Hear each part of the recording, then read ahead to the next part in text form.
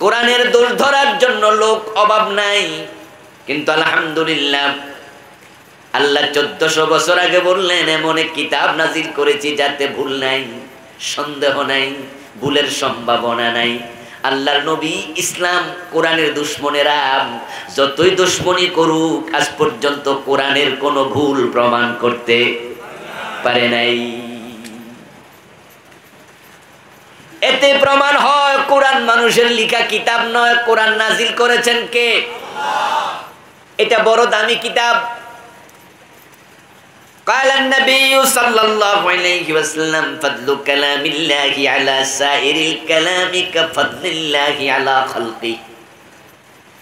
প্রিয় নবীজি সাল্লাল্লাহু আলাইহি ওয়াসাল্লাম বলেন तमाम দুনিয়ার সব মানুষের কথার উপরে আল্লাহর কালাম, আল্লাহর কথার দাম অতটাই বেশি, तमाम মাখলুকাতের উপরে স্বয়ং আল্লাহর দাম যত বেশি।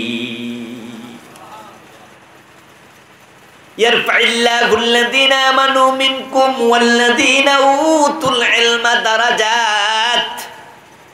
কোরআন এমন এক কিতাব, এটার এতটাই দাম, এতটাই সম্মান। আল্লাহ তাআলা নিজে বলেন যারা ঈমান আনবে এবং এই কোরআনের ইলম শিখবে আমি আল্লাহ নিজ দায়িত্বে তাদের সম্মানও বাড়ায়া দেই। এটা বড় দামি কিতাব, এটা আমাদেরকে দামি বানাতে এসেছে। এটা বড় সম্মানী কিতাব, এটা আমাদেরকেও সম্মানী বানাতে এসেছে। প্রিয় নবীজি বলেন আল্লাহর কোরআন শিখার জন্য যারা ঘর থেকে বের হয় ইন্নাল মালাইকাতা লা তাদউ আজনিহাতাহা রিদাল লিতালিবিল ইলম, যারাই কোরআন শিখতে হাদিস শিখতে বের হয় এই কিতাবের সম্মানের কারণে আল্লাহর ফেরেশতারা তাদের পায়ের নিচে পাখা বিছাতে শুরু করে। সন্দেহাতীত এই কিতাব দামি, এই কিতাব আল্লাহ কেন নাজিল করলেন, নির্ভুল করে কেন পাঠালেন? নির্ভুল করে পাঠানোর কারণ আল্লাহ নিজে বলতেছেন হুদাল্লিল মুত্তাকিন, যারা মুত্তাকি হতে চায় এই কিতাব তাদেরকে জান্নাতের পথ দেখাবে। যারা মুত্তাকি হতে চায়, হেদায়েত পেতে চায়, আল্লাহর জান্নাতে যেতে চায়, আমি তাদের জন্য কিতাব পাঠাইছি।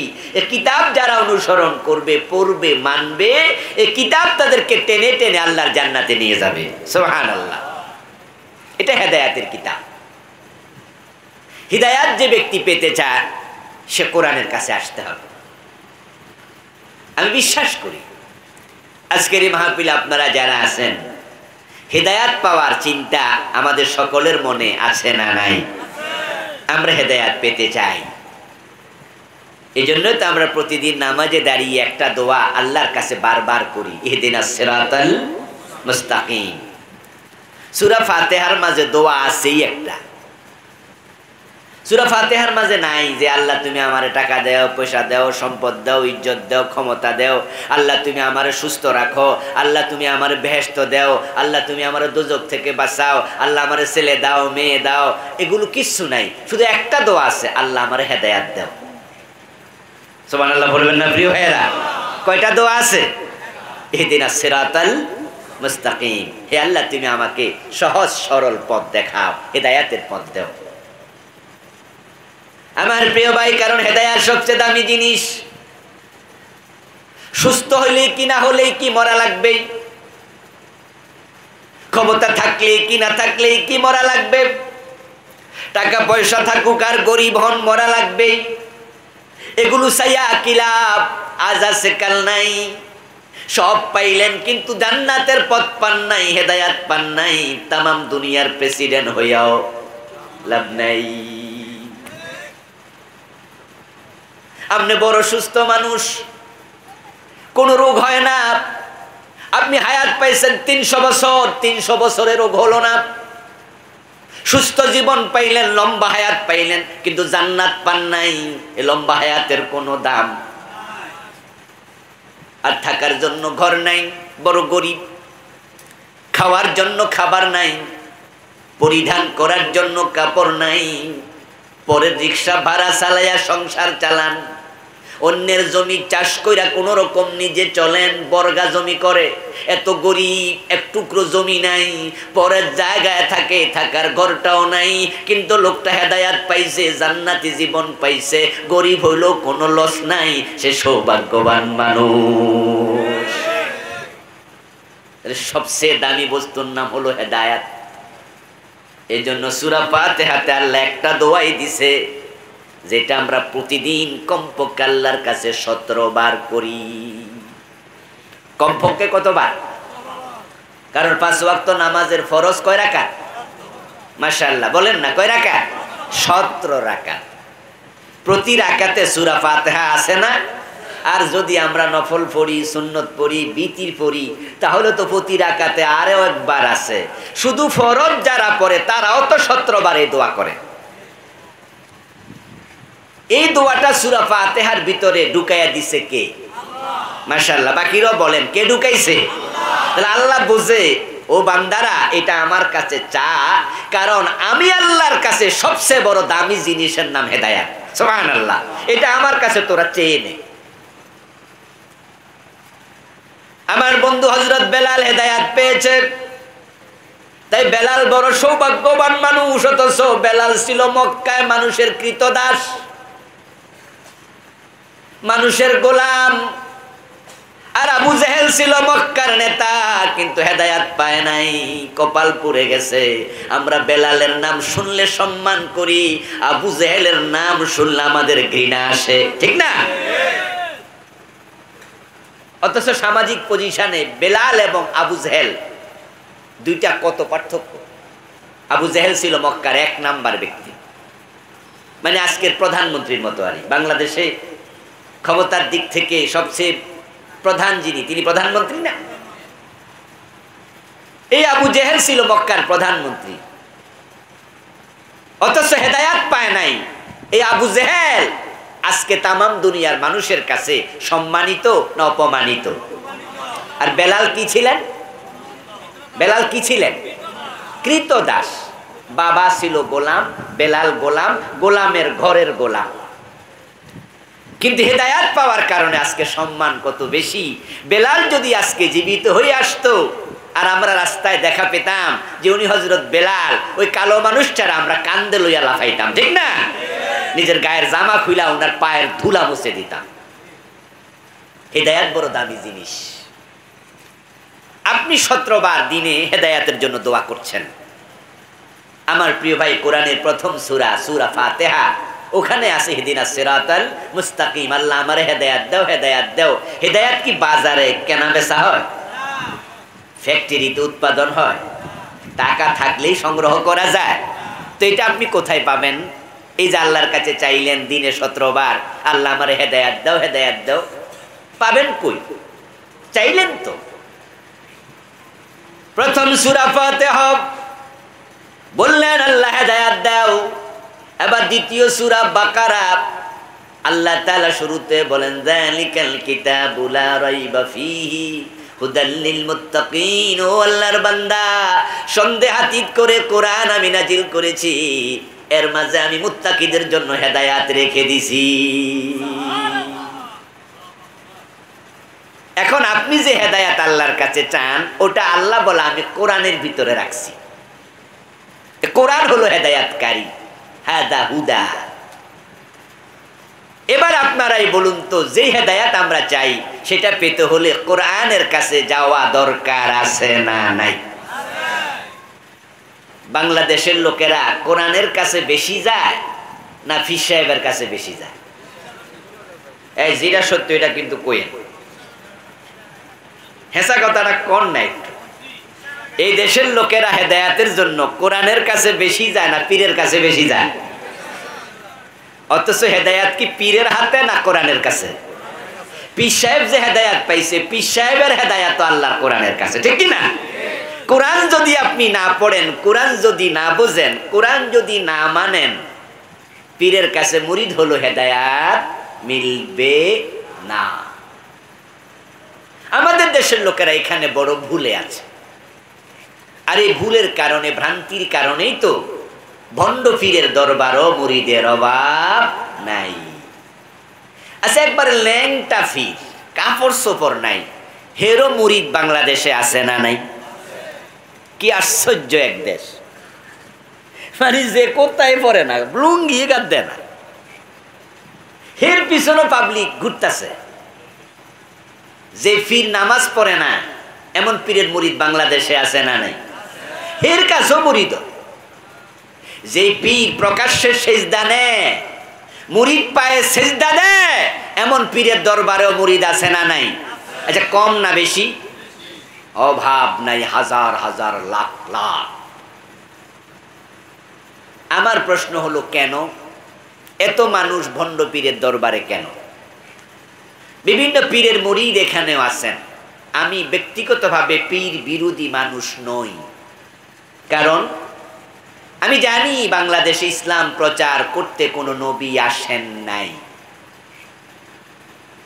তাহলে এই দেশে ইসলাম প্রচারের পিছনে পীর সাহেবদের ভূমিকা স্বীকার করতেই হবে। হযরত শাহজালাল, শাহপরান, খানজাহান আলী, জৌনপুরের পীর সাহেব, সসিনার পীর সাহেব, পুরপুরার পীর সাহেব, একসময়, আজকে যারা আছেন তাদের বাবা, তাদের দাদার কথা বলছি, যখন রাস্তাঘাট ছিল না, তখন তারা ঘোড়ায় চড়ে, পালকিতে চড়ে, নৌকায় চড়ে এদেশে ইসলাম প্রচার করছে। সসিনার পীর সাহেব যদি সেখানে সসিনায় মাদ্রাসা না বানাতেন, ধামতির পীর সাহেব যদি মাদ্রাসা না বানাতেন, সরমনাইয়ের পীর সাহেব যদি মাদ্রাসা না বানাতেন, ফুরফুরার পীর সাহেবরা যদি মাদ্রাসা না বানাতেন, তাহলে ওয়াজ করার জন্য আলেমও পাওয়া যেত না। আমি নিজেও ধামতি আলিয়ার ছাত্র। তো ধামতি মাদ্রাসা বানাইছে কে? আল্লামা আজিমউদ্দিন রহমতুল্লাহ আলাই, ধামতির পীর সাহেব। ওখানে 6 বছর লেখাপড়া করে কামেল পাশ করছে।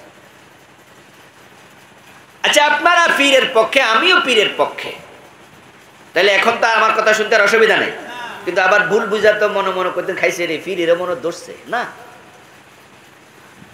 এবার আপনারা জবাব দেন তো, বাংলাদেশে যে পাবলিক পীরের কাছে এত বেশি গেল কোরআন ছাইরা দিয়া, বাংলাদেশে যত পীর সব হক্কানি না ভণ্ড আছে? কথা কয় না, চুপ করে থাকবেন কেন? ভণ্ড আছে। আচ্ছা, এবার বলুন তো, ভণ্ড পীরের সংখ্যা কি কম না বেশি? বরং ভণ্ড পীরের সংখ্যাই বেশি। আমার বন্ধু, এখন কে ভণ্ড কে হক কেমনে চিনবেন? কেমনে চিনবেন? যদি আপনি কোরআন না পড়েন, হাদিস না পড়েন, তাহলে ভণ্ড পীরের হাতে পড়ার সম্ভাবনা আপনারও। আর যদি কোনো ব্যক্তি ড্রাইভিং সিটে মাতালরে বসাইয়া দেয়, গাড়ির যাত্রী হাজি সাহেব হোক আর হাফেজ সাহেব হোক আর মাওলানা হোক, যার হাতে গাড়ির স্টিয়ারিং, যে ড্রাইভিং সিটে বসে আছে, হে যদি মাতাল হয়, তাহলে গাড়ি হাজি সাহেব রে লইয়া খালে যাওয়ার সম্ভাবনা আছে না নাই? তা আপনি যদি পীরের হাতে বায়াত হন, সে পীর ভণ্ড হয়, ওই ভণ্ড পীরের হাতে বায়াত হলে ঈমান যাওয়ার সম্ভাবনা আছে না নাই? তাহলে আগে তো আপনি বুঝতে হবে পীরটা খাঁটি না ভণ্ড, সেটা বুঝার জন্য প্রথমে কোরআনের এলেম লাগবে। এই জন্য মানুষের প্রথম কাজ হলো কোরআন পড়া। আচ্ছা, আপনারা যেখানে, আমরা আমার সামনে যারা আছেন, 7-8-10 বছর বয়সে পীর সাহেবের মুরিদ হইছেন, এমন কেউ আছেন নাকি? আমিও পীর সাহেবের মুরিদ হইছিলাম, যদিও এখন আর সে মুরিদ নাই, ছুটে গেছে। কারণ সে পীর পরবর্তীতে বড় হইয়া দেখছি তার মাঝে বেদাতের অভাব নাই, আর যে পীর বেদাত করে সে হক্কানি পীর ছেড়ে দিয়েছি। আমরা পীরের মুরিদ যারা আছি, আমরা মুরিদ হয়েছি 10 বছর পরে, 12, 13, 14, 15, 18, 20, 25, 30 বছর বয়সে। কিন্তু বলুন তো, আমরা সূরা ফাতিহা যখন শিখছি, কোরআনের প্রথম সূরা, তখন বয়স কি 30-40 ছিল না? 7-8 বছর। তাহলে প্রথম দর্শন, প্রথম সম্পর্ক পীরের সাথে হয় না কোরআনের সাথে?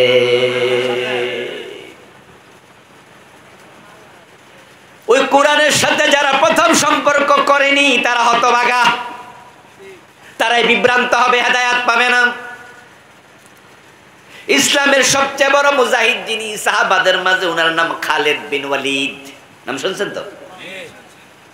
খালিদ বিন ওয়ালিদ রাদিয়াল্লাহু তাআলা আনহু বলেন, উমিরনা আন নুআল্লিমা আওলাদানা আর-রামিয়া ওয়াল কুরআন। খালিদ বিন ওয়ালিদ রাদিয়াল্লাহু তাআলা আনহু বলেছেন, আমরা আদিষ্ট হয়েছি, প্রিয় নবী থেকে নির্দেশিত হয়েছি, আমাদের সন্তানদেরকে দুটি জিনিস যেন শিক্ষা দেই। একটা হলো তীর বিদ্যা, যুদ্ধ বিদ্যা, আর একটা হলো আল্লাহর কোরআন। ইসলামকে বাঁচাতে হলে জিহাদের প্রয়োজন আছে না নাই? এজন্য জিহাদ যেন আমরা শিখাই। তলোয়ার কিভাবে চালাতে হয়, তীর কিভাবে মারতে হয়, আমরা ছোটকাল থেকে বাচ্চাদেরকে শিখাবো। রাসূল বলেছে জিহাদ শিখাও। কিন্তু আজকের পৃথিবীর মুসলমানেরা জিহাদ নিজেও শিখে না, বাচ্চাদেরকেও শিখায় না, বরং জিহাদের কথা শুনলে মুখ কালা করে আলায়। জিহাদের মাঝে জঙ্গিবাদ খোঁজে এমন মুসলমানের সন্তান আছে না নাই? যখন থেকে মুসলমান জিহাদ ভুলেছে তাম পৃথিবীতে, তখন থেকে মাইরি খাওয়া শুরু হয়েছে। বাংলায় প্রবাদ আছে, শক্তের ভক্ত, আরে বাকিটা কইলাম না, বাকিটা কি? নরমের জম। আপনি দেখবেন যে একবারে সহজ সরল পাবলিক হেরে শেয়ার সাইরা দিয়ে খারায় না, হেরে কেয়ারই করে না। আরে আমাদের যে শিক্ষকরা ক্লাস নিত, যে টিচার একবারে খুব আলা বলা, ছাত্ররা কি হেরে ডরাইতো? কথা বলেন না বেনা, ডরাইতো? আপনারা কি দুইজন টিচার আসিল না সোজা সরল? বরং হেরে যায় আরো উল্টা গুতা মারত। সাপের মাঝে এক জাত সাপ আছে, এমনে থায় ফনা দইরা, এটার নাম কি? ফানক সাপ, জাত সাপ। আরেক সাপ আছে যেটা পুকুরের মাঝে, কুয়ার মাঝে পানি সেচ চালাইলে মাছ ধরার জন্য, তখন দেখ মাছের সাথে হাঁড়ে শুয়ে থায়, এটার নাম মাইট্টা সাপ। ফোলাফান মাইট্টা সাপের লেজে দইরা ঘুরাইছে, এমন ফোলাফান এনো আছে যারা ওনার ফোলাফান নেই, বুড়ো হয়ে গেছে।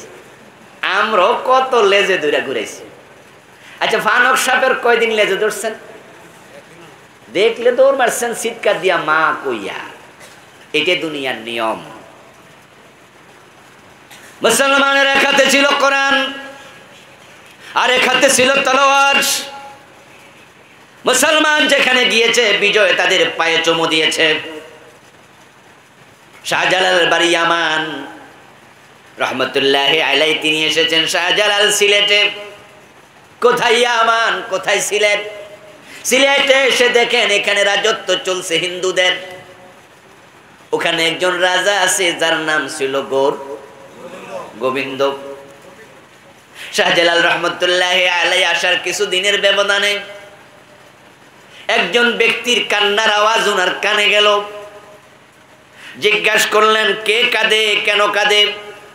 লোকজন বলল, অমুকের ছেলে জন্ম নিছে, তাই সে আকিকা ছাগল দিয়া না কইরা গরু দিয়া আকিকা করছে। এখন গরু জবাই করছে শুনে গুরু গোবিন্দ ওই ছোট্ট বাচ্চাটাকে তার কোল থেকে কাইরা নিয়া তলোয়ার দিয়া জবাই করে দিছে। হযরত শাহজালাল এই কথা শোনার সাথে সাথে 100 দানা তাসবিহ লইয়া মসজিদের কোনায় ঢুকা সুবহানাল্লাহ সুবহানাল্লাহ জিকির কইরা আল্লাহর কাছে বিচার দিছে, আল্লাহ তুমি প্রতিশোধ নাও নাকি তলোয়ার হাতে নিছে? কথা কওয়া লাগবে কিন্তু। কি শাহজালাল মসজিদের কোনায় ঢুকছে না তলোয়ার হাতে নিছে? জানেননি কাহিনী? না জানলে শোনেন, যারা জানেন ভালো। শাহজালাল রহমতুল্লাহ আলাইহি শোনার সাথে সাথে বললেন, এই মুসলমানেরা, গরু জবাই করা তার অধিকার, কিন্তু তাই বলে তার সন্তানকে জবাই করার কোনো অধিকার গরু গোবিন্দের নাই। চলো আমরা প্রতিশোধ নেব। গরু গোবিন্দকে বলবো কোন সাহসে মুসলমানের গায়ে হাত দেয়। খবর চলে গেল গরু গোবিন্দের কাছে। গরু গোবিন্দ বলল, কি বলে? কোথাকার কোন শাহজালাল? গড় আমার বাড়ি, আমার এলাকা, আমার এলাকার আমি নেতা, তার বাড়ি ইয়ামান, সে কিনা আমার বিরুদ্ধে তলোয়ার হাতে নেয়। ঠিক আছে, তোমরাও রেডি হও। জিহাদ শুরু হয়ে গেল। আপনারা যারা জানেন তারা একটু জবাব দিয়েন, সে জিহাদে বিজয়ী হয়েছে কি গৌর গোবিন্দ না শাহজালাল? এবার বিজয়ের পরে শাহজালালের সেই সিলেটে ইসলাম কায়েম হয়েছে কিনা? এটাই হচ্ছে মুসলমান। অন্যায় করব না, অন্যায় সহ্য করা হবে না। এক হাতে কোরআন আর এক হাতে তলোয়ার। কোরআন বলছে ওমা লাকুম লা তুকাতিলুনা ফি সাবিলিল্লাহ ওয়াল মুস্তাদআফিনা মিনার রিজালি ওয়ান নিসাই ওয়াল বিলদান আল্লাযীনা ইয়াকুলুনা রাব্বানা আখরিজনা মিন হাযিহিল ক্বরিয়াতিল যালিমি আহলুহা ওয়াজআল লানা মিন লাদুনকা ওয়ালিয়্যান ওয়াজআল লানা মিন লাদুনকা নাসীরা। তোমাদের কি হলো? কত নারী পুরুষ বাচ্চারা চিৎকার দিয়ে কাঁদে, ও আল্লাহ আমাদের উপর জুলুম চলছে, তুমি সাহায্যকারী বন্ধু পাঠাও, আমাদেরকে জালেম অধ্যুষিত জনপদ থেকে আল্লাহ তাদের মাধ্যমে বের করে নাও। কিন্তু তোমরা যারা ভালো আছো, তোমরা কেন তাদের পক্ষ হয়ে জিহাদ করো না? কে বলতেছে? কথা কন না, কন। কে বলতেছে? শাহজালাল এই জন্য তলোয়ার হাতে নিছে। শাহজালাল বলে নাই যে নাসির উদ্দিনের ছেলেরে মারছে, নাকি নাসির উদ্দিন নি ওনার নাম, যারা জবাই করছে ওর নাম কি ছিল? ছোট বাচ্চাটার নাম হ্যাঁ বলে তো গেলাম। যারা জবাই করছে পিসিটার নাম কি ছিল? বুরহান উদ্দিন ছিল বাবার নাম, ছেলের নাম নাসির উদ্দিন। বুরহান উদ্দিনের ছেলে নাসির উদ্দিন। আমার বাড়ি হলো ইয়ামান, আমি আইসি এলাকায় দিনের দাওয়াত দিতে। বুরহান উদ্দিনের ছেলে নাসির উদ্দিনের যদি গরু গোবিন্দ জবাই কইরা লাই, আমি কিতাম, কথা বোঝেননি? আমি কিতাম, আমি কিতা করতাম। কারণ আমি যদি এখন আবার গরু গোবিন্দের বিরুদ্ধে কথা কই, তো গরু গোবিন্দকে আমার মাইরা লাইব না? তো আমি কি মাইর খেতে মাইছিনি ইয়ামানতে? আমাদের বাংলাদেশি লোকদের যে স্বভাব আর উনারা উনি ধরে কিলা, আমি দেখছি যে লোকটার দোষ নাই, ও অযথা কিলাইতেছে, তখন আমি দূরে দূরে বইয়ে বইয়ে মোবাইলে ভিডিও করি, বাধা দেই না। বরং যদি আমার কেউ কয় যে হুজুর আপনি কিছু কইলেন না, তখন আমি কম ওই ভাই কই কি আমি মাইর খেতাম নি। এ হলো আমাদের চরিত্র।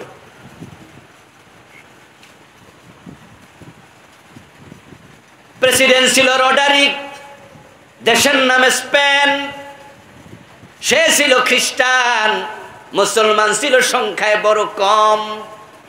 ওই খ্রিস্টান রাজা এবং তার সৈন্যরা মুসলিম নারীদের উপর জুলুম করত। একজন মুসলিম বোন আরবের কাফেলা, ব্যবসায়ী কাফেলার মাধ্যমে আরবের প্রেসিডেন্টের কাছে চিঠি লিখেছে, আমি মুসলিম নারী, শুধু ইসলাম গ্রহণ করেছি তাই আমাকে দর্শন করেছে রডারিকের সৈন্যরা। তোমরা যারা আরবে আছো, ভালো আছো, অসহায় মুসলমানের সাহায্য করা কি তোমাদের ইমানের দাবি নয়? আমি সাহায্য চাচ্ছি, চিঠির মাধ্যমে জানালাম আমাদের সাহায্য করার জন্য স্পেনে তোমরা আসো। কোথায় আরব, কোথায় স্পেন? আরবের তৎকালীন প্রেসিডেন্ট চিঠি পাইলেন, তার সবচেয়ে সাহসী যোদ্ধা নাম ছিল তারিক বিন জিয়াদ। কি নাম? ও আজ কিছু বাড়িতে নিয়ে লগে কইরা। কিছু কিছু মানুষের নাম মুখস্থ করার মাঝেও ফজিলত আছে। তারিক বিন জিয়াদকে বললেন তুমি রেডি হও। 4000 সৈন্য সাথে দিলেন, বললেন চলে যাও স্পেনে, আমার মুসলিম বোন সেখানে দর্শিতা হয়েছে, ওই জালেমদের উপর প্রতিশোধ নিতে হবে। অন্যায় করব না, অন্যায় সহ্য করাও হবে না। শাহজালাল যা বুঝেছেন আর কি। সাথে সাথে তারিক বিন জিয়াদ 4000 সৈন্য নিয়ে স্পেনে চলে গেলেন ডিঙ্গি নৌকা দিয়ে। তৎকালীন যুগে আজকের মতো গাড়ি ঘোড়া, বিমান, হেলিকপ্টার ছিল নাকি? আজ থেকে আরো 700-800 বছর আগে ঠেলা গাড়িও তো ছিল। আরে ঠেলা গাড়িও আবিষ্কার হয় নাই, ইঞ্জিনের নৌকা ছিল না। সাগর ফাড়ি দিয়া, মহাসাগর ফাড়ি দিয়া আরব থেকে স্পেনে চলে গেলেন। উঠলেন তিনি স্পেনের মাটিতে। উঠে তিনি নির্দেশ দিলেন সবগুলা নৌকা তলা ছিদ্র করে পানির মাঝে ডুবিয়ে দাও। যিনি সেনাপতি তার আদেশ মানতে বাকিরা বাধ্য। তারিক বিন জিয়াদ রাহিমাহুল্লাহ এই অর্ডার দেওয়ার পরে তার লোকেরা যতগুলো নৌকায় চড়ে তারা গেলেন, সবগুলো নৌকা তলা ছিদ্র করে পানিতে ডুবাই দিল।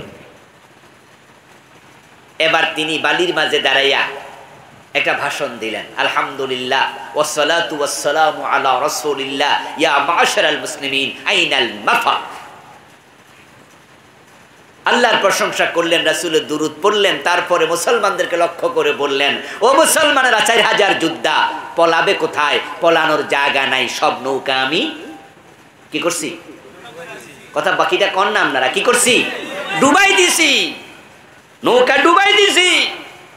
আইনাল মাফার, পালাবে কই? পালানোর জায়গা নাই। এখন এবার তাকাও, সামনে রডারিকের সৈন্যরা, তোমরা 4000 আসছো শুনলে, ওরাও তো কয়েক লাখ আছে, এরা কি তোমাদের কপালে চুমো দেবে না তলোয়ার নিয়ে তোমাদের বিরুদ্ধে ঝাঁপাইয়া পড়বে? ভাইবা দেখো, সামনে রডারিকের বাহিনী, পিছনে আছে সাগরের পানি। যদি সামনে ডরে না যাও, ভয়ে না যাও যে আমরা মাইরা লাইবো, কাইটা লাইবো, তাহলে পিছনে ডুববা মরো। পলাইতে যেন না পারো, এজন্য সব নৌকা ডুবাই দিছি। এবার বলুন তো, মুসলমানরা কি আত্মহত্যা করে? এতগুলো মানুষ জবাবটা আসতে দিচ্ছেন কেন ভাইয়েরা? জবাব দেন না। মুসলমান কি কাপুরুষ? আত্মহত্যা করে? ডুব দিয়ে মরবে? উনি বুঝেন যে না, কেউ ডুব দেবে না, আত্মহত্যা করবে না। আরে সাগর কি সাঁতার দিয়ে পারন যায় নাকি? তাহলে সামনে আছে শাহাদাত। আত্মহত্যা মহাপাপ, কবিরা গুনাহ, ডুবে মারা যাবে না। তাহলে শাহাদাত ছাড়া বিকল্প কিছু নাই। তোমরা শহীদ হতে রাজি আছো কিনা? 4000 তলোয়ার একসাথে উঠলো আকাশের দিকে। 4000 মুজাহিদ বলল, আমরা সবাই শহীদ হতে রাজি। তাহলে আর দেরি নয়, নারায়ে তাকবীর, নারায়ে তাকবীর। সবাই একসাথে তাকবীর দিল। যে 4000 লোকে যদি তাকবীর দেয়, আওয়াজটা কতটুকু যাবে? গোয়েন্দারা খবর পেয়ে গেল, রোডারিকের কাছে গিয়ে বলল যে আরে নারে তাকবীর, আল্লাহু আকবার, আল্লাহ শব্দ যেহেতু আছে, নিশ্চয়ই এটা আরব দেশের লোক হবে। মাননীয় প্রেসিডেন্ট, আরব দেশ থেকে লোক আসছে তলোয়ার হাতে, মরুভূমি দিয়ে আসতেছে, চিকচিক করে জ্বলছে গ্রাম, লোকালয়, হাজার হাজার মানুষ। 4000 লোক কি বাড়ির কাছের কথা? এই কথা শোনার সাথে সাথে রোডারিক কয়, সাইরা দে মা কাইন্দাবাসী, বৌজি ফোলাবাইন লইয়া রাজ দরবারের পিছনের দরজা দিয়া রাজপ্রাসাদ ছেড়ে পালিয়ে গেল। আল্লাহ বিনা যুদ্ধে পুরা স্পেন মুসলমানদের হাতে তুলে দিল। প্রায় 700 বছর মুসলমানরা স্পেন শাসন করছে। আমার বন্ধু, এই হলো ইসলাম। মুসলমান যেখানে বিজয় পায়ে চুমু দিয়েছে সেখানে, কারণ মুসলমানরা জেহাদ করতে শিখতো, জেহাদ করতে জানতো। আরেক হাতে ছিল কোরআন। খালিদ বিন ওয়ালিদ বলেছেন, আমরা আদিষ্ট হয়েছি আমাদের সন্তানদেরকে দুটা জিনিস শিখাবো, একটা হলো জেহাদ আর একটা হলো কোরআন। এখন বাংলাদেশের মুসলমান, তামাম দুনিয়ার মুসলমান মাইর খায়। Bosnia, Chechnya, Somalia, Kashmir, Algeria, ফিলিস্তিন, সিরিয়া, ইয়ামান, মায়ানমার, গুজরাট, তাকায়া দেখো সব জায়গা মুসলমান মাইর খায়। কারণ তাদের হাতে এখন কোরআনও নাই, তাদের হাতে জেহাদের তলোয়ারও নাই।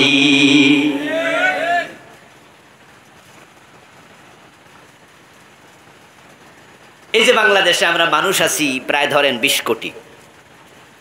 আপনারা বলুন তো, আপনাদের গ্রামে যত মানুষ আছে অর্ধেক কি কোরআন পড়তে পারে? পারে না। 100 জনের মাঝে 20 জনে পারে কিনা সন্দেহ। আচ্ছা, যেই 20 জনে কোরআন শরীফ পড়তে পারে তার মাঝে শুদ্ধ পারে কয়জনে? আরো কম। ধরেন 10 জনে শুদ্ধ পারে। এবার বলুন তো, যে 10 জন শুদ্ধ পারে সে 10 জনের কোরআনের অর্থ ব্যাখ্যা জানে কয়জনে? হিসাব করেন। এবার 2-4 জন যদি পান, প্রশ্ন করুন তো, যারা জানে তারা কোরআনের আইন মানে কয়জনে? কোরআনে আছে সূরা ধরে হাত কাটো, 52 বছরে কাটছেন কয়দিন? কোরআনে আছে জেনা করলে 100 বেত লাগাও। 52 বছরের বাংলাদেশে কোন আদালত 100 বেত লাগাইছে? কোরআনে আছে আমার দোস্ত, হাদিসে আছে মদ পান করলে 80 বেত লাগাও। বাংলাদেশে 80 বেত লাগাইছে কোন দিন? কোরআনে আছে লাহুল খালকু ওয়াল আমর, সাবধান, সৃষ্টি যার, আইন চলবে শুধু তার। এই 52 বছরের বাংলাদেশ আল্লাহর আইনে চলে না, ব্রিটিশ আইনে চলে? তো কোরআন কই? মুসলমান কোরআনও ছাইরা দিছে, জিহাদের তলোয়ারও ছাইরা দিছে। এজন্য দুনিয়া এখন তাদের আর সম্মান নাই, তারা মাইরি খাওয়া জাতিতে পরিণত হইছে।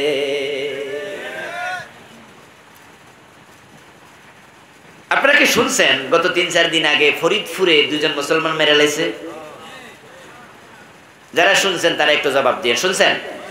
অনেকে মানে শুনছেন, না শুনলে এখন শুনলেন।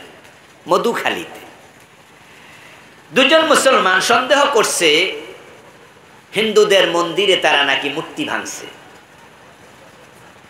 আচ্ছা, ওরা মূর্তি ভাঙছে, এটার কোনো প্রমাণ ওদের কাছে আদৌ আছে?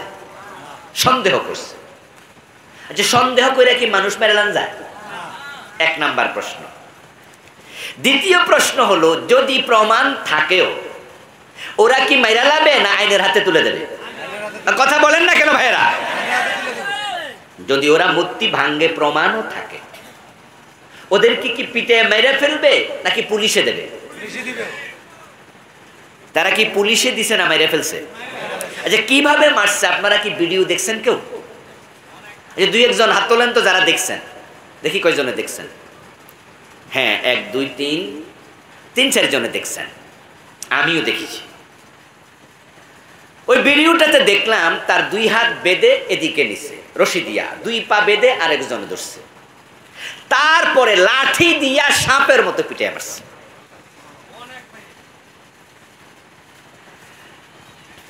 হিন্দুদের সাথে বাংলাদেশে আমাদের কোনো সংঘর্ষ নাই, সংঘাত নাই। এই দেশের হিন্দুরা মুসলমানরা আমরা ভাইয়ের মতো, বন্ধুর মতো এক বাজারের তরকারি কিনি, ঠিক না? একসাথে চলি।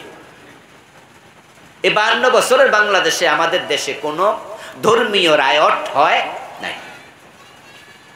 আমরা মুসলমানরা মনে করি সংখ্যালঘু হিন্দুরা আমাদের কাছে আমানত।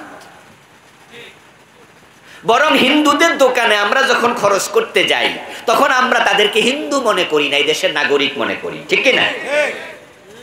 যদি কোনো হিন্দু গাড়ি অ্যাক্সিডেন্ট করে, হাসপাতালে যায়, রক্ত লাগে, তাহলে আমরা মুসলমানরা রক্ত দিতে দ্বিধা করি না।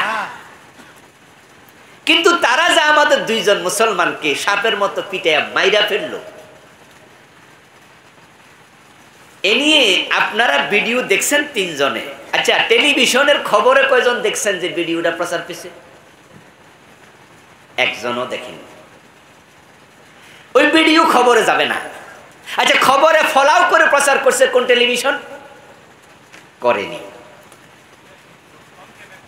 কি বুঝেন? বুঝেন যে আপনারা এমন মাইরি খাওয়া জাতি, বসনিয়া সেসনিয়ায় না, বাংলাদেশও শুরু হয়েছে। বাংলাদেশও শুরু হয়েছে। আমরা 90% মুসলমান, আমাদের দেশে 2 জন মুসলমানকে এইভাবে তারা সাপের মতো পিটাইয়া মেরে ফেললো। আমাদের মুসলমান সাংবাদিকরাই কয় না, প্রচার করে না টেলিভিশন চ্যানেল। আচ্ছা, আগামী পরশুদিন যদি আপনাদের সোনার গায়ে পিটাইয়া মারে, সেটাও কি প্রচার করবে? করবে না। কপাল পড়া মুসলমান, তোমাদের কপাল অনেক আগে পড়া শুরু হয়েছে, সেটা বাংলাদেশে এসেও পৌঁছে গেছে। মায়ানমারে পিটাইছে, সাপের মতো পিটাইছে, পাখির মতো গুলি করছে, কসুর মতো কাটছে। 10 লাখের বেশি মুসলমান, রোহিঙ্গা মুসলমান নাফ নদী পার হইয়া বাংলাদেশে আইসা পলাইছে, আশ্রয় নিছে। ও দোস্ত, মায়ানমার থেকে বাংলাদেশে পলাইতে আসছে, কিন্তু তোমাদেরকে যখন পিটাবে তোমাদের পলানোর জায়গাও নেই।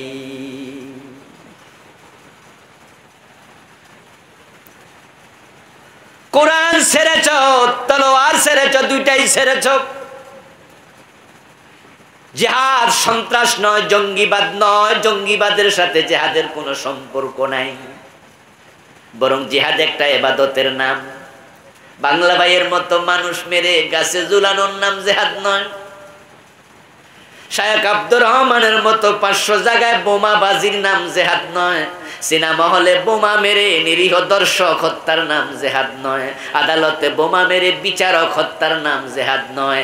আমরা যে জিহাদ কোরআন হাদিস থেকে শিখেছি সেটা হলো অন্যায় করব না, অন্যায় সহ্য করা হবে না, অন্যায় যেখানে প্রতিবাদ সেখানে, মুখ দিয়ে বলবো, কলম দিয়ে লিখবো, মাইক দিয়ে প্রচার করব, সেমিনার সিম্পোজিয়াম করব, আবার যখন প্রয়োজন হয় তলোয়ার হাতে তুলে নেওয়া লাগবে।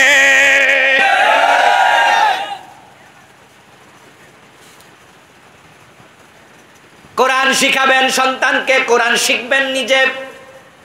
হেদায়েতের কিতাব কোরআন, যে কোরআন ছেড়েছে সে হেদায়েত থেকে বঞ্চিত হবে, এটা রাসূল নিজে বলেছেন।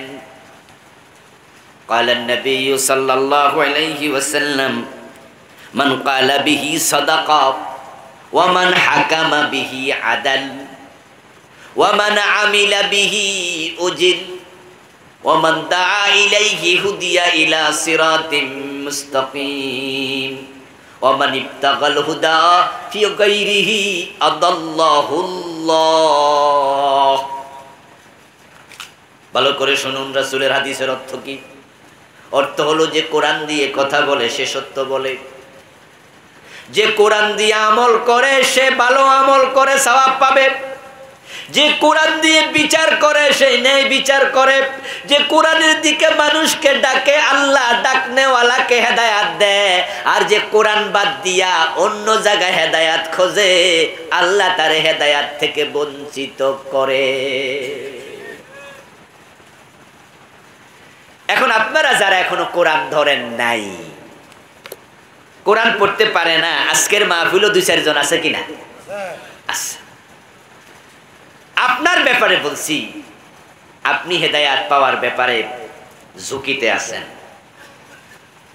সাবধান, যে মানুষগুলো কোরআন পড়বে না, কোরআন বুঝবে না, কোরআন মানবে না, তাদের বিরুদ্ধে কিয়ামতের দিন প্রিয় নবী নিজে আল্লাহর কাছে মামলা দেবেন।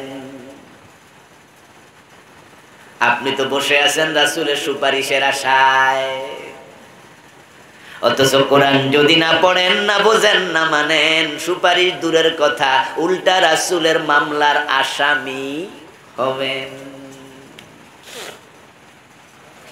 আল্লাহ নিজে বলতেছে, ওয়াকালার রাসূলু ইয়া রাব্বি ইন্না কওমি ইত্তাখাযু হাযাল কুরআনা মাহজুরা। আল্লাহ তাআলা বলেন কোরআনের মাঝে, হাসরের দিন আমার রাসূল আমার কাছে বলবেন, ইয়া রাব্বি, ও আমার রব, ইন্না কওমি ইত্তাখাযু হাযাল কুরআনা মাহজুরা, আমার জাতি, আমার কওম, আমার উম্মত অমুক, সে আমার রেখে আসা কোরআন পরিত্যাগ করেছে, তুমি বিচার করো সে কেন কোরআন ছেড়েছে।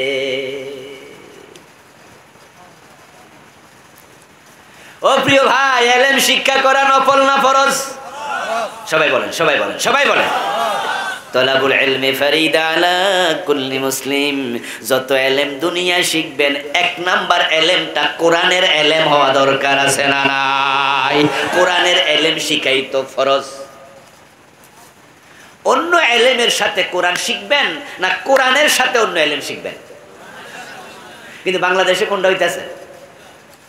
ইংরেজি পড়ে, বাংলা পড়ে, ভূগোল পড়ে, বিজ্ঞান পড়ে, ফিজিক্স, কেমিস্ট্রি, বায়োলজি সব পড়ে, কিন্তু কোরআন পড়ে না।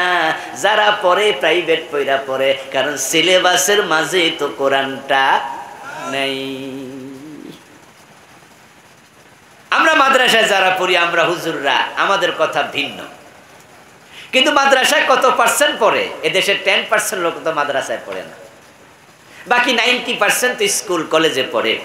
ওই স্কুলের সিলেবাসে যদি ক্লাস 1-এ কায়দা দিত, তাহলে আমাদের বাচ্চারা class 1-এ O a A B C D 1 2 3 যেভাবে শিখে ফেলে, ক্লাস 2-তে রিডিং পড়ে আলিফ বা তা শিখতো, ক্লাস 2-তে কোরআন পড়তে পারতো, ঠিক না?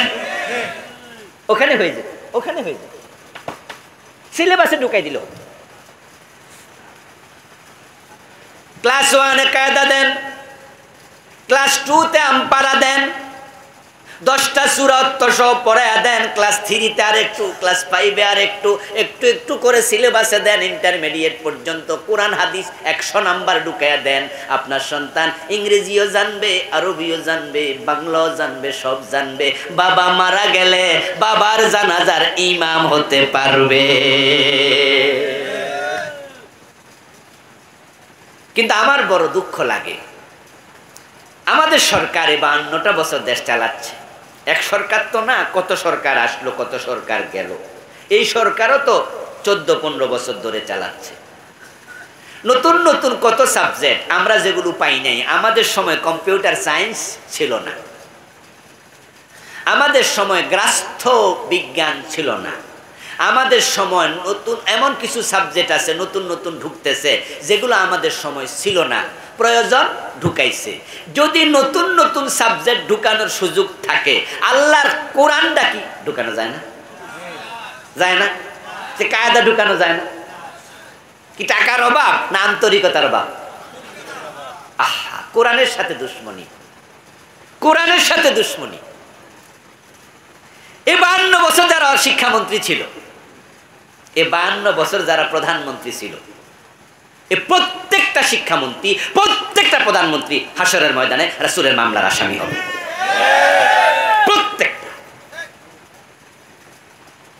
এই মাহফিলে শিক্ষামন্ত্রী কেউ নাই, প্রধানমন্ত্রীও নাই, এখানে এমপিও নাই কেউ।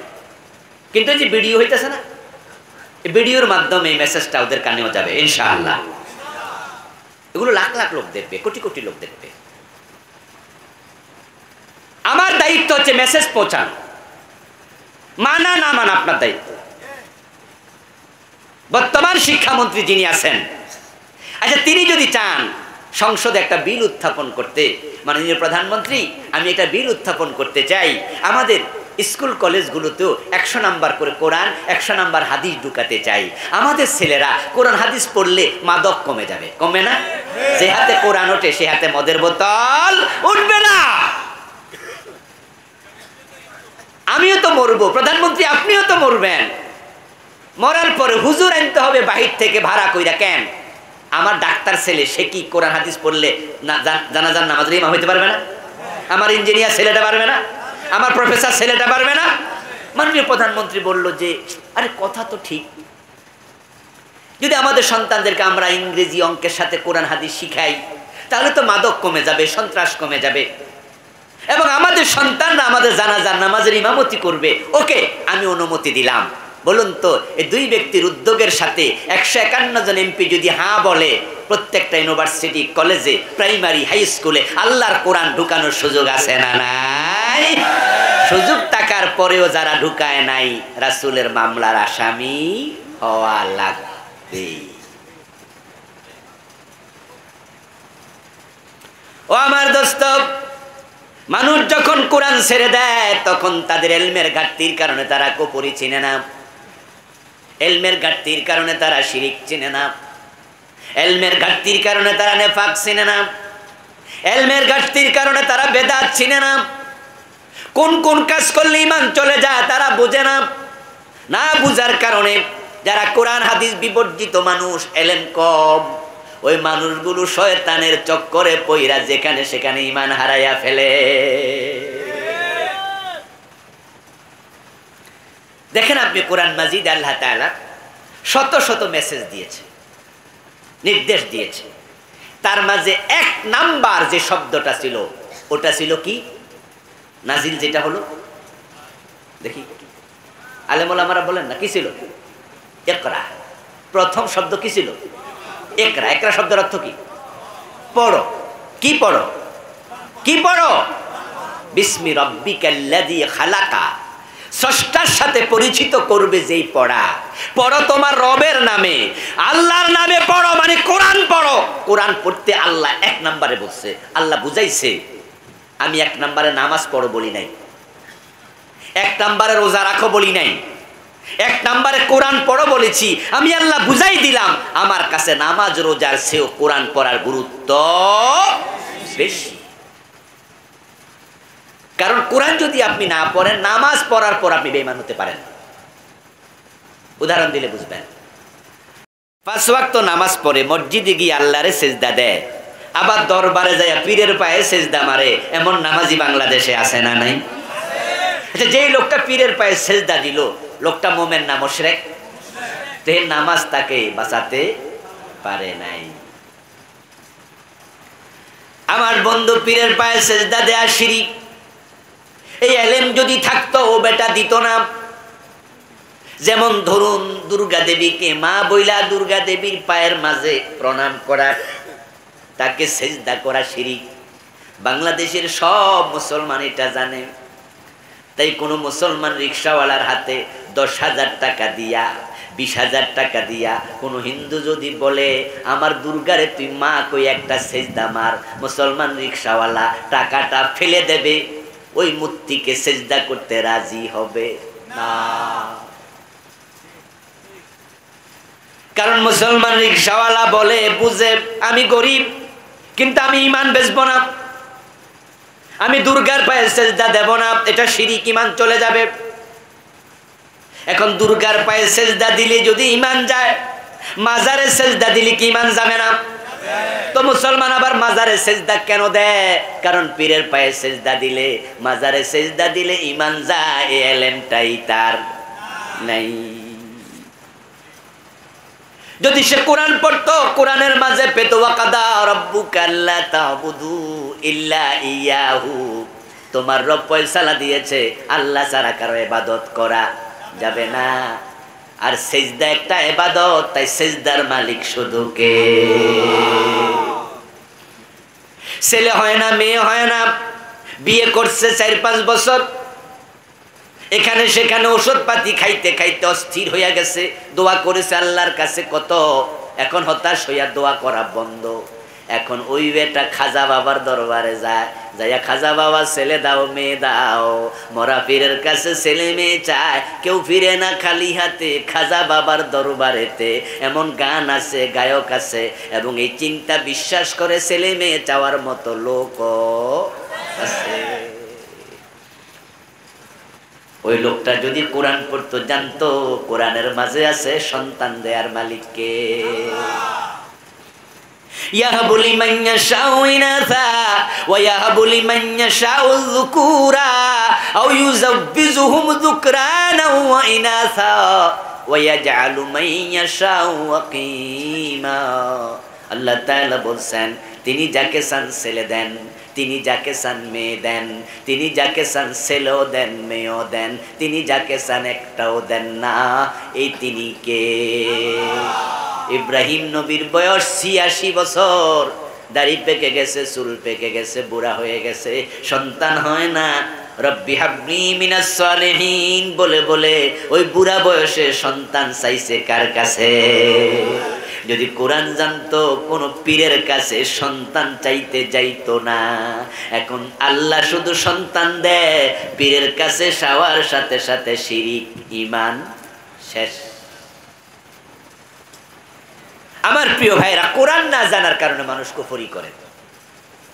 এই কুফরি এখন বাংলাদেশে বন্যার পানির মতো ঢুকতেছে। আমি আপনাদেরকে কোরআন পড়ার গুরুত্ব শিখাচ্ছি, হাদিস পড়ার গুরুত্ব শিখাচ্ছি। উপায় নাই, পেছে পড়ে যাবেন। কিন্তু চোখ আপনার অন্ধ হয়ে গেলে, অন্ধা লোক যেমন গর্ত টর্ত চিনে না, যেখানে সেখানে পড়ে যেতে পারে, ঠিক আপনি কোরআন হাদিস পড়বেন না, যেখানে সেখানে ঈমান হারানোর সম্ভাবনা থাকবে। বাংলাদেশে এখন শিরিক, কুফর এগুলো সিলেবাসে ঢুকাচ্ছে, আমাদের বইতে ঢুকাচ্ছে, বইতে। এটা যে হবে, রাসূলুল্লাহ সাল্লাল্লাহু আলাইহি সাল্লাম 1400 বছর আগে বলছে, তাকুনু বাইনাস সাআতি ফিতানুন কাকিতাইল লাইলিল মুসলিম ইউসবিহু ফিহা আর-রাজুলু মুমিনান ফায়ুমসি কাফিরান। এমন একটা জামানা আসবে কিয়ামতের আগে, সূর্য ডুবলে যেমন চারিদিক থেকে আধার ধেয়ে আসে, কুফরি পৃথিবীর চারিদিক থেকে বের হবে। ওই জামানায় মানুষগুলো সকাল বেলায় মুমিন থাকবে, সন্ধ্যা বেলায় কাফের হয়ে যাবে। সকাল বেলা মুমিন, সন্ধ্যা বেলা কাফের। রাসূল বলে গেছে, সে যুগ চলে আসছে রে দোস্ত, চলে আসছে। না বুঝলেই মান শেষ হয়ে যাবে।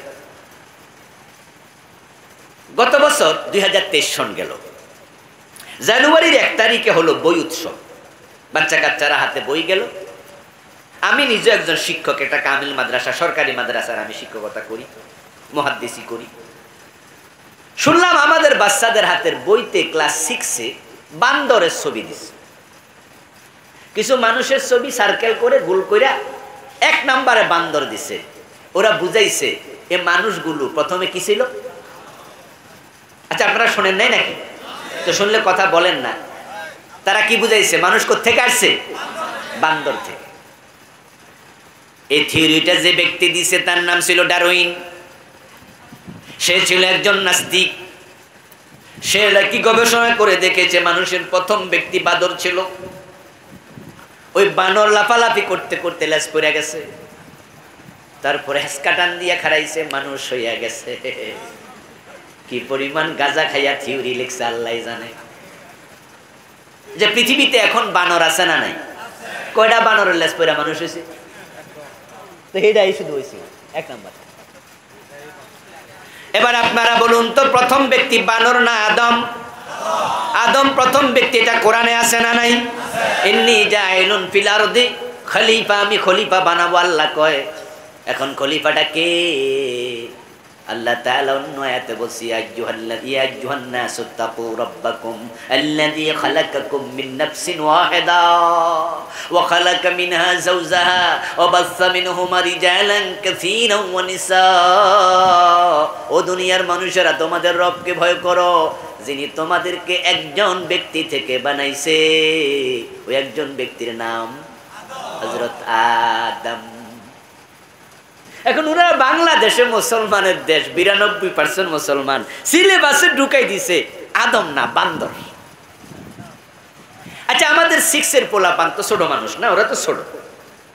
আচ্ছা, ওদেরকে যদি ক্লাসে এটা পড়াইতো আর তারা মনে করতো যে হ্যাঁ মানুষ প্রথমে বান্দর ছিল, কোরআনের সাথে যখন সংঘর্ষ লাগে ইমান থাকে না চলে যায়? কথা বলেন, ইমান থাকে না চলে যায়? কোরআনে আল্লাহ যা বলেছে এর উল্টা চিন্তা করলে ইমান শেষ, কুফর, কাফের। সিলেবাসে ঢুকাইছিল।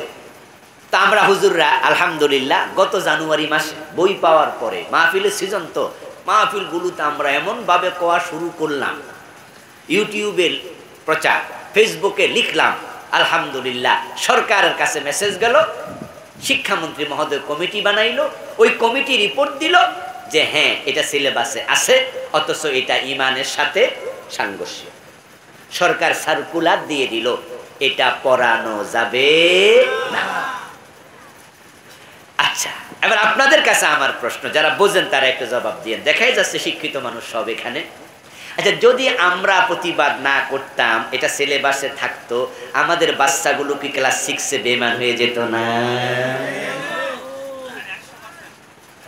তাহলে যারা ঢুকাইছিল ওরা কি না বুঝে ঢুকাইছিল? ওরা পরিকল্পনা করে ঢুকাইছে। আচ্ছা, 2024 সাল রানিং বছর, আবার 1 তারিখ বই উৎসব হলো, আমাদের বাচ্চারা বই পেল। এবার দেখি ক্লাস 6-এ আরেকটা কুফর ঢুকাইছে, ওইটার নাম হলো শরীফ শরীফার গল্প, ট্রান্সজেন্ডার মতবাদ। কোন ছেলে নিজেকে মেয়ে বলবে, তখন সমাজও বলবে হ্যাঁ। কোন যুবতী নিজেকে ছেলে দাবি করবে, সমাজ বলবে হ্যাঁ, যে যা মন চায় সেটাই। অথচ ছেলে এবং মেয়ে বানাইছে কে? আল্লাহ। তো তুমি সৃষ্টির মাঝে বিকৃতি করার অধিকার তোমারে দিল কে? ইসলাম বলেছে নারী পুরুষ হওয়া দূরের কথা, কোন নারী পুরুষের পোশাক পরার অধিকার নাই। কোন পুরুষ নারীর পোশাক পরতে পারবে না। আর ডাইরেক্ট বেড়া বেড়ি হয়ে যেত বহুত পরের কথা। কিন্তু দুঃখজনক কথা হলো এখনো এটা পরিবর্তন হয়নি, এটা সিলেবাসে কিন্তু এখনো রয়ে গেছে। কুফরি আরো আসবে, এই নিয়ে আমি বই লিখেছি কয়েক বছর আগে, নাম দিয়েছি ইমান, নেফাক, কুফর। এই বইতে আমি 56টা কুফর লিখেছি, যেগুলো আপনারা হয়তো এমন আছেন জানেনই না কুফর। এই বইতে আমি শিরিক লিখেছি 29টা, যেগুলো বাংলাদেশে চলমান। হিন্দুদের দুর্গা পূজা, মুসলমান মাঝখান দিয়ে ইমান হারা। আরে হিন্দু পূজা করুক, এটা হিন্দুর ব্যাপার। ওদের ঠাকুরের ঘরে ওরা যাবে, ওদের মন্দিরে যাবে, মূর্তির ঘরে যাবে, এটা ওদের ব্যাপার, কিন্তু তুমি ইমান হারাও কোন তালে? প্রশ্ন হয় হুজুর এটা আবার কেমনে? সেটা হলো একটা স্লোগান যেটা শয়তানে বানাইছে, বানাইয়া আমাদের কোন নেতা কোন নেত্রীর মুখ দিয়া বাইর করে দিছে। আর এখন এটা সিলেবাসে ঢুকে গেছে, টেলিভিশনে আসে, পত্রিকায় আসে, একটা স্লোগান হাজার হাজার লোককে বেঈমান বানাচ্ছে। সে স্লোগানটা হলো ধর্ম যার যার, উৎসব সবার।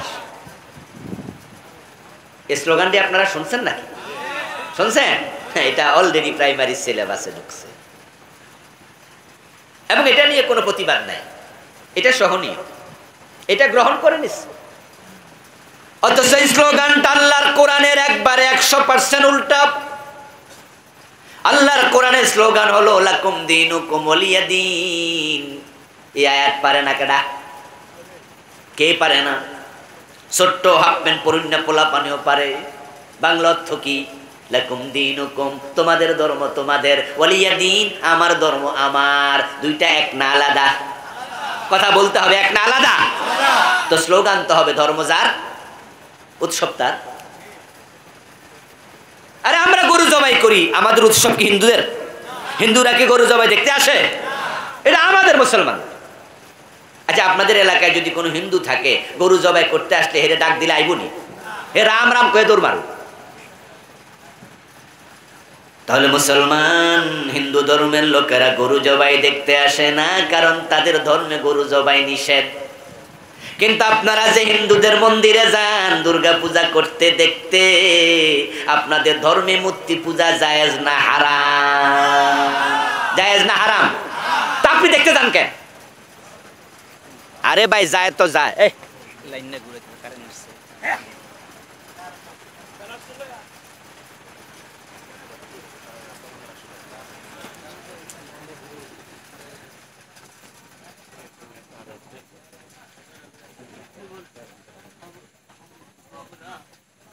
সবাই বসুন, কারেন্ট আসছে, লাইনটা ঘুরাইতেছে। আয় করতেছে, আয় করতেছে, আইলো।